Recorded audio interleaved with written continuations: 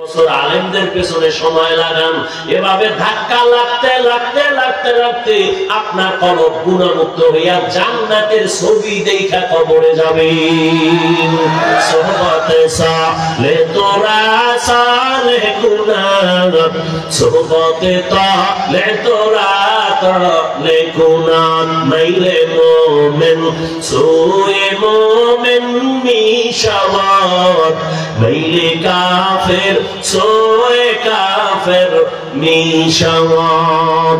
এই জগতের উম্মতের কলবের একজন ডাক্তার হলেন হাকিমুল উম্মত মুজাদ্দিদুল মিল্লাত শাহ আশরাফ আলী থানভী ফারুকী রাহমাতুল্লাহি আলাইহি। তাকে তার এক ক্লাসের ভাই জিজ্ঞেস করলেন, হে আশরাফ আলী, তুমিও যে কিতাব পড়ে মাওলানা হইলা, আমরাও সেই কিতাব পড়ে মাওলানা হয়েছি। তুমিও বুখারী শরীফ পড়েছো, আমরাও বুখারী পড়লাম। তুমি মুসলিম তিরমিজি পড়েছো, আমরাও সে হাদিসের কিতাব পড়লাম। কিন্তু বুঝলাম না তোমার কাছে এত মানুষের ভিড় কেন, আর আমাদের কাছে মানুষের ভিড় নাই কেন? হাকিমুল উম্মত বলে, ও সাথী ভাই, এক ক্লাসে পড়েছি, যেই কিতাব তুমি পড়ছো আমিও পড়েছি, এরপরও কেন আমার কাছে এত মানুষ আসে, তোমাদের কাছে যায় না কেন? এর মধ্যে একটু ব্যবধান।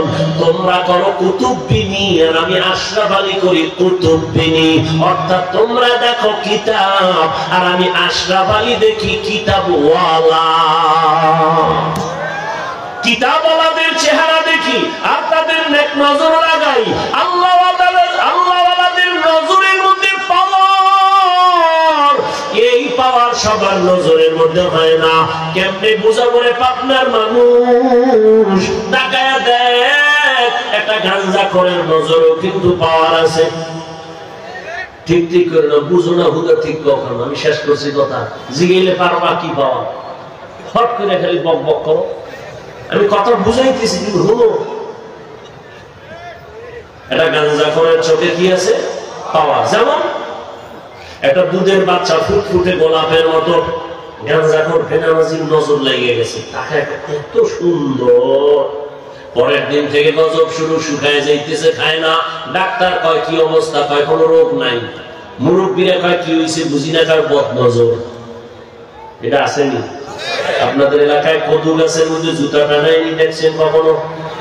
টানায় কেন জুতা টানায়? কয় জুতা একটা বরকতের জিনিস, নমরুদের গালে লাগছে। জুতা টানাইলে কদুর মধ্যে পোকা হবে না, বড় বড় কদু হবে জুতার বরকতে। এটা কেন টানায় বলেন? বদনজর। কার বদনজর? পীর সাহেব, খতিব সাহেব, না গাঞ্জা করে?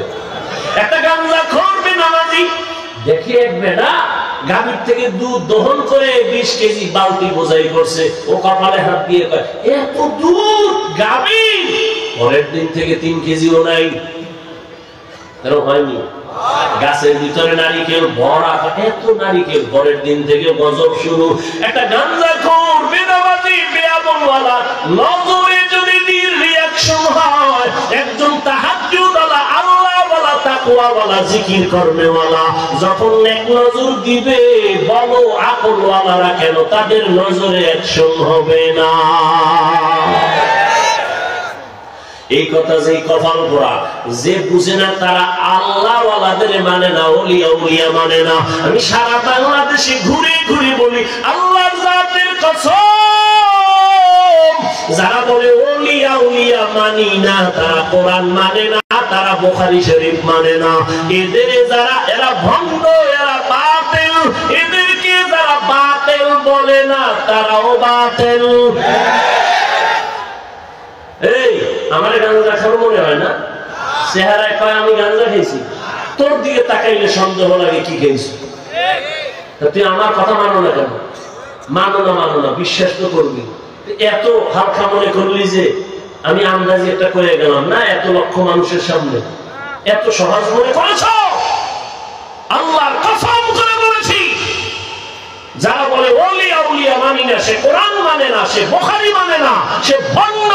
একে যারা ভণ্ড মানে না, তাও ভণ্ড।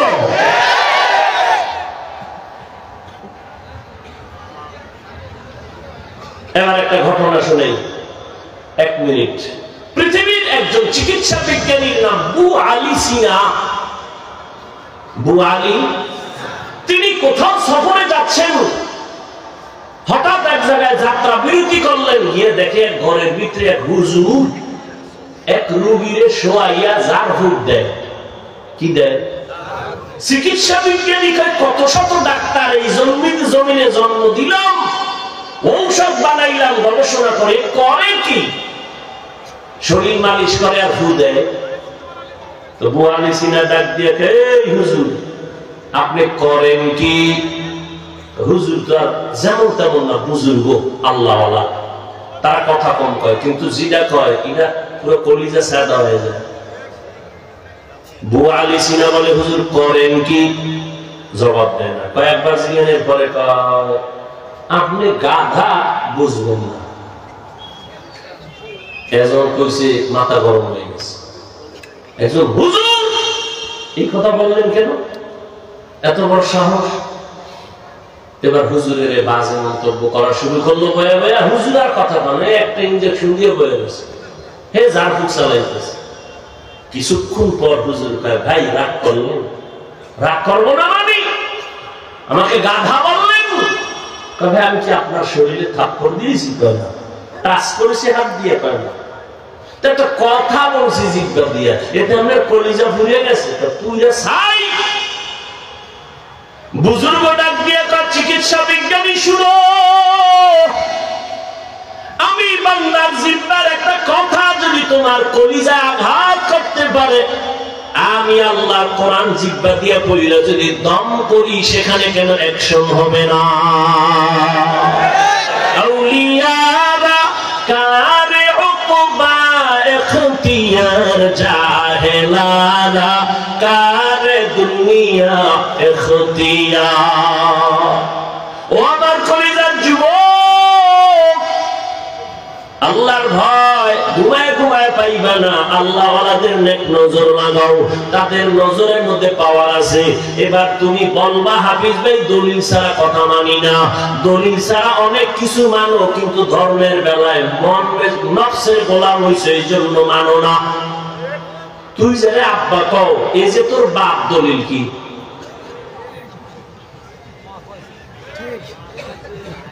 মায় কইছে, কে কইছে? তোর মায়ের তুই মিশাও কইতে কোনদিন তো কইলেন এর আব্বা কমু না, মাসে একবার কমু। মায় বলেছে এই ব্যক্তি তোর বাপ, তুই বাবা বাবা কইয়া জীবন দাও, কোনদিন তো রক্ত টেস্ট করলি না, এমনি বিনা পরীক্ষায় বিনা দলিলে মেনে নিতে পারলি। আর আমার আল্লাহর কথা, রহমতের নবী বলছেন, কেমন মায়ার নবী, 63 বছর হায়াতে কোনদিন মিথ্যা কথা বলেন নাই, কাউকে একটা গালি দেন নাই, হাজারো গালি শুনছেন, কোনো জবাব দেন নাই, চক্ষু দুইটা গরম করে রাসূল কারো দিকে তাকান নাই। ওই নবী এত সত্যবাদী, বারবার বলেছেন, ওই নবীর কথা যদি না মানো, তোমার মতো কুলাঙ্গার এই জমিনে আর কেউ না। এরপর দলিল তো আছে, যদি মানো আদবের সাথে দলিল নাও। আল্লাহ ওয়ালাদের নেক নজরের মধ্যে পাওয়ার দলিল হলো কোরআন। কোরআনে এই পাওয়ারকে বলে ফুরকান, হাদিসে ওই পাওয়ারকে বলে ফেরাসাত। তরজমা করব না, শুধু ইবারত পড়ি। আল্লাহ বলেন, ইয়া আইয়ুহাল্লাযীনা আমানু ইন তাত্তাকুল্লাহ ইয়াজআল লাকুম ফুরকানা। ক্বালা রাসূলুল্লাহ সাল্লাল্লাহু আলাইহি ওয়া আলিহি ওয়া সাল্লাম, ইত্তাকু ফিরাসাতাল মুমিন ফাইন্নাহু ইয়ানজুরু বিনুরিল্লাহ। দলিল দিয়ে দিলাম। এর নবীর আশিক, আল্লাহর ভয় যতদিন পর্যন্ত অন্তরে ঢুকবে না, ততদিন পর্যন্ত গুনাহ ছাড়তে পারবা না, জবানকে কন্ট্রোল করতে পারবা না। আল্লাহর কসম, আর তাকওয়া যতদিন পর্যন্ত আসবে না, জবান কন্ট্রোল হবে না। আর তাকওয়া অন্তরে ততদিন পর্যন্ত ঢুকবে না, যতদিন পর্যন্ত আল্লাহ ওয়ালাদের নেক নজর নিবা না। আল্লাহ ওয়ালাদের নেক নজর নিয়ে জীবনটা ধন্য করো। আমি এতক্ষণ যে চিল্লায়া বয়ান করছি, একবারও বলি নাই ও পাবনার যুবক, আমি 5 কলি টুপি মাথায় দিয়েছি, তোমরাও দাও, না হয় ধ্বংস হবে, একবারও বলছি। বলি নাই। আমি কওমি মাদ্রাসার সন্তান, তুমিও কওমিতে যাও, না হয় ধ্বংস, একবারও বলি নাই। আমি তাবলীগের লাইনের সন্তান, পীরের মুরিদ, তুমি ওই লাইনে না গেলে ধ্বংস, একবারও বলি নাই। বরং আমি তোমার যুবক, তোমার পক্ষে একটু কথা বলে শেষ করতেছি। স্কুলে পড়ো ধন্যবাদ, কলেজে পড়ো আলহামদুলিল্লাহ, তুমি একজন ডাক্তার হও, ইঞ্জিনিয়ার হও, প্রফেসর হও, একজন ব্যবসায়ী হও, চাকরিজীবী হও, তবে আমার ছোট দাবি বেয়াদব হইও না। তুমি একজন আদর্শবান ইঞ্জিনিয়ার হইও, আদর্শবান প্রফেসর হইও, ডাক্তার হইও, বেয়াদব মার্কা যদি ডাক্তার হও, লেখারা তাসলিমার মতো জুতা খায়া পালানো লাগবে। আদব কই বাবা, বেয়াদবি করবা না। কোথায় কোথায় এটা কি হিসাব করা যায়? হ্যাঁ, মূল কয়টা কথা হিসেবে রাখবা। মা বাবার থেকে বেয়াদবি নিয়ে নিলে তোমার জীবন ধ্বংস হবে। আর 2 নাম্বার, শিক্ষকের বদদোয়া নিলে তোমার কপাল পড়ে যাবে। 3, উলামায়ে কেরামের বদদোয়া নিবা না, নিলে তোমার জীবনের আদর্শ আর খুঁজে পাইবা না। মা বাবার দোয়া নিয়ে আগাও, শিক্ষকের দোয়া নিয়ে আগাও, উলামায়ে কেরামের নেক নজর নিয়ে আগাও, জীবনটা তোমার ধন্য হবে। ডাক্তার হলেও তুমি সফল, ইঞ্জিনিয়ার হলেও তুমি সফল, প্রফেসর হলেও সফল, তুমি একজন ব্যবসায়ী চাকরিজীবী হলেও সফল।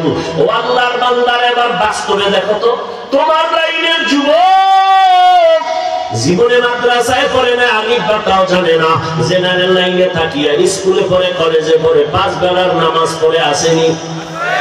সত্য কথাটা স্বীকার করা যায় না? তুমি কেন পারো না রে বাবা?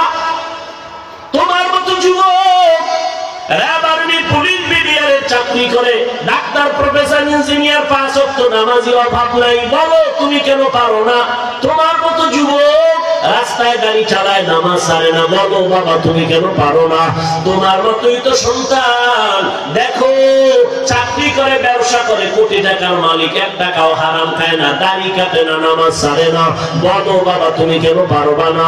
নদীর মধ্যে মাছ ধরে, নামাজ ছাড়ে না, কৃষি কাজ করিয়াও নামাজ ছাড়ে না। বলো তুমি কেন নামাজ পড়তে পারো না? আমি তো বলি নাই তুমি টুপিওয়ালা বুজুর্গ হুজুর হয়ে তসবিহটা না, একবারও বলি নাই। তুমি ডাক্তার হও, প্রফেসর হও, ইঞ্জিনিয়ার হও, তুমি ব্যবসায়ী হও, চাকরিজীবী হও, বেয়াদব হইও না। তোমার ব্যবহারে কোনোদিন মা বাবা যেন কষ্ট না পায়, তোমার আচরণে কখনো যেন শিক্ষকেরা কষ্ট না পায়, তোমার আচরণে কোনোদিন যেন উলামায়ে কেরাম কষ্ট না পায়। আদব নিয়ে চলো, জীবনটা তোমার ধন্য হয়ে যাবে। মা বাবার দোয়া নিয়ে চলো। ও পর্দার আড়ালের আম্মা জানেরা, এতক্ষণে আমি আপনাদের সন্তানদের যত বয়ান শুনাইলাম, আপনাদের দোয়া আর চেষ্টা না থাকলে বা দোয়া বা কাজগুলো সম্ভব না। একটা সন্তানকে ডাক্তার বানাবেন, ইঞ্জিনিয়ার বানাবেন, তবে আদৌ বলা ডাক্তার বানাইয়েন।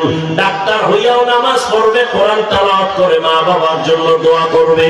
আশরাফিয়ার স্টেজে আজকে শত সন্তানের মাথায় পাগড়ি দেওয়া হলো, এরা মুফতি হয়ে গেছে, মাওলানা, হাফেজে কোরআন হয়ে গেল। খবর নিয়ে দেখো, এদের মা বাবার মতো ঈদের আনন্দে দুনিয়ায় এখন আর কেউ নাই। ও আল্লাহর বান্দিরা, ও পর্দার আড়ালের মা, মনে কি চায় না একটা ভালো সন্তানের মা হইয়া কবরে যাবে? আপনার সন্তানের ব্যবহারে মা বাবা খুশি থাকবে, আপনার সন্তানের ব্যবহারে শিক্ষকেরা খুশি হয়ে দোয়া করবে, আপনার সন্তানের ব্যবহারে আলেম ওলামারা খুশি হইয়া দোয়া করবে। ওরে আম্মা জান, আপনার একটু নেক নজর হলেই তো সম্ভব, কারণ আপনারা বড় দামি। এই দুনিয়াতে যদিও কেউ নবী না, আপনারা নবীদের মায়ের মতো দামি, সাহাবায়ে কেরামদের মায়ের মতো দামি নারী, আয়েশা রাদিয়াল্লাহু আনহার মতো দামি, খাদিজা রাদিয়াল্লাহু আনহার মতো দামি নারী, ফাতেমা রাদিয়াল্লাহু আনহার মতো দামি নারী, ইসমাঈল নবীর মা হাজরা আলাইহিস সালামের মতো দামি নারী, ঈসা নবীর মা মারিয়াম আলাইহিস সালামের মতো দামি নারী। এরে আম্মা জান, এই দুনিয়াতে আল্লাহর এক বড় দুশমন ফেরাউন, জানেননি তার স্ত্রীর নাম কি? আসিয়া। এত বড় বেঈমানের ঘরে থাইকা আসিয়ার মতো আল্লাহর বান্দি, আল্লাহর এত পেয়ারা বান্দি হয়ে কবরে গেছে। রহমতের নবী বলেন কিয়ামতের দিন জান্নাতে আসিয়ার সাথে আমার বিবাহ হয়ে যাবে। এরে আম্মা জান, আপনাদের অঞ্চলে কি পর্দা করে, নামাজ পড়ে, স্বামীর মালের খেয়ানত করে না, মোবাইলে চরিত্র নষ্ট করে না, বিক্রি করে না, এমন মা কি নাই? আছে, খুঁজিয়ে দেখেন। আপনার মতো কত মা পর্দা করে, হালাল ভাবে চলে, স্বামীর মাল খেয়ানত করে না, স্বামীর সাথে বেয়াদবিমূলক আচরণ করে না, মোবাইলে সময় নষ্ট করে না। এরে আম্মা জান, আপনি কেন পারবেন না? এই দুনিয়াতে যত ভালো ভালো সন্তান আছে মায়ের কারণেই হয়েছে। বলার সময় আমার নাই। ও মা, আল্লাহর কাছে দোয়া করেন, ভালো একটা সন্তান ডাক্তার বানায় যান, আদর্শবান ইঞ্জিনিয়ার বানায় যান, আদর্শবান একটা সন্তানকে ডাক্তার, প্রফেসর, ব্যবসায়ী, চাকরিজীবী বানায় যান। যদি না পারেন এখন থেকে তওবা করে নেন। আপনার স্বামী তো ফেরাউনের মতো খারাপ না। আপনি নামাজ পড়লে তো স্বামী খুশি। স্বামীকে যদি বলতেন নামাজের দাওয়াত দিতেন, একদিন নামাজি হতো।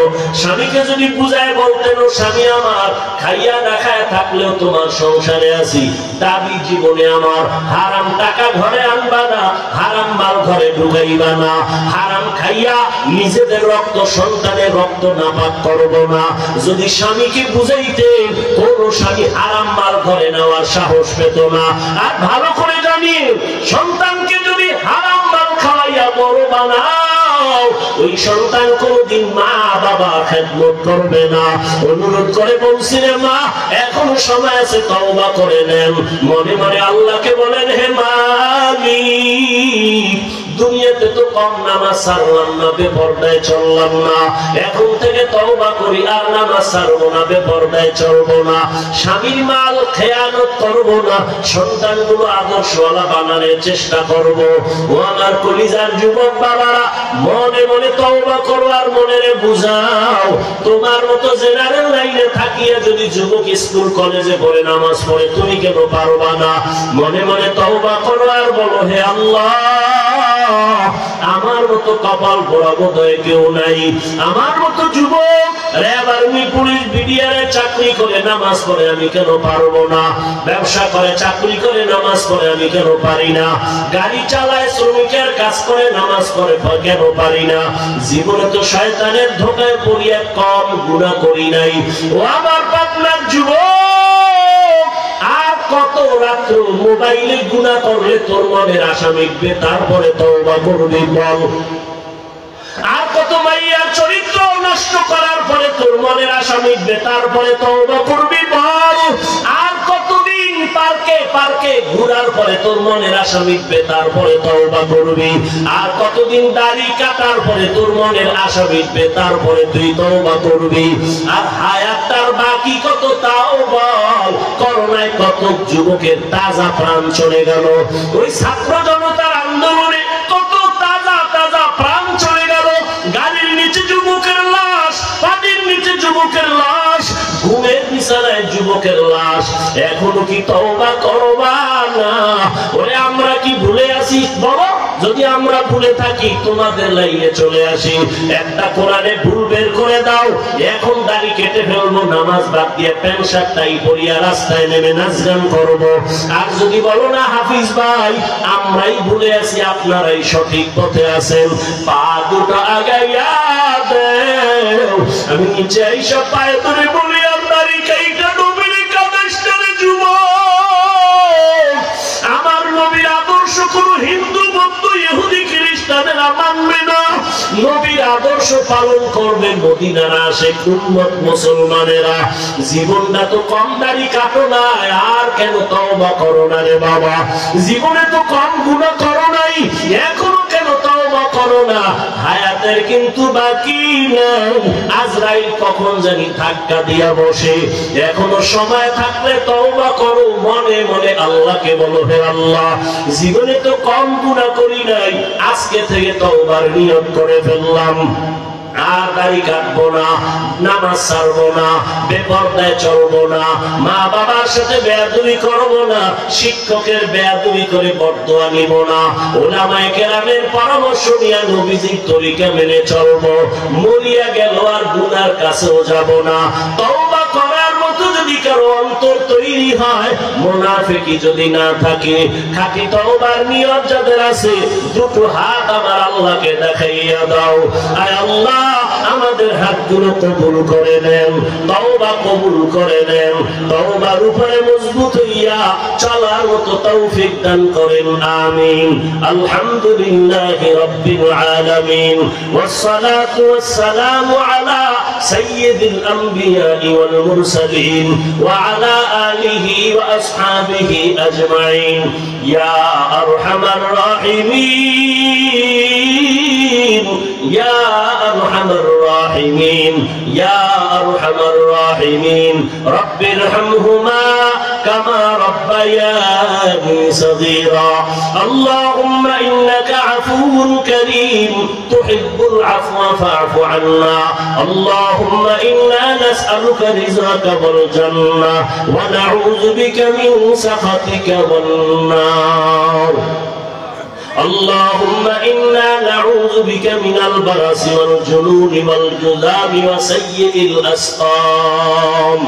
اللهم إني ظلمت نفسي ظلما كثيرا ولا يغفر الذنوب إلا أنت فاغفر لي مغفرة من عندك وارحمني إنك أنت الغفور الرحيم. ودار مالك প্রচন্ড ঠান্ডার ভেতরে ময়দানের হালাত, 2 দিন মাহফিলের শেষ। এই ময়দানে কত উলামায়ে কেরাম, মুরব্বি হাদিস, কত ছাত্র ভাই, কত আসাতেজায়ে কেরাম, কত যুবক পর্দার আড়ালের মা বোনেরা গুনাহ করিয়া জীবনটারে নাপাক করে ফেলেছি। গুনার কারণে আমার হাত নাপাক, আমার চোখ নাপাক, আমার জিহ্বা নাপাক, আমার অন্তর নাপাক। তওবার নিয়তে হাত তুলেছি, আর গুনাহ করব না রে আল্লাহ, আর নাফরমানি করব না। আমার গুনার খবর কেউ জানে না, যদি জানতো সম্মানের চেয়ারে বসার সুযোগ দিত না। আমার গুনার খবর আমার মা বাবা জানলে তারা দিতে। ও আল্লাহ, আপনি যে কত দয়ার মালিক,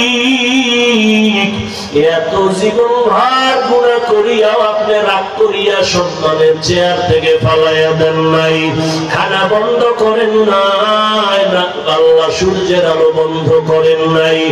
আজ আমরা তওবার নিয়তে হাত তুলেছি, আর গুনাহ করব না রে আল্লাহ। গুনাহ নিয়ে কবরে যেতে চাই না। চোখের সামনে কত লাশ, লাশ, কোন দিন যেন আমিও লাশ হইয়া যাই। তবে গুনাহ নিয়ে লাশ হইতে চাই না। দুনিয়াতে এতটাই দুর্বল, একটা মশার কামড় সইতে পারি না, বেতের বাড়ি সইতে পারি না, সূর্যের গরম সইতে পারি না। গুনাহ নিয়ে কবরে গেলে জাহান্নামের আগুনের গরম, 2 পাশের মাটির চাপ কেমনে সহ্য করব। ও আল্লাহ, তওবার নিয়তে হাত তুলেছি, দয়া করে মাফ কর।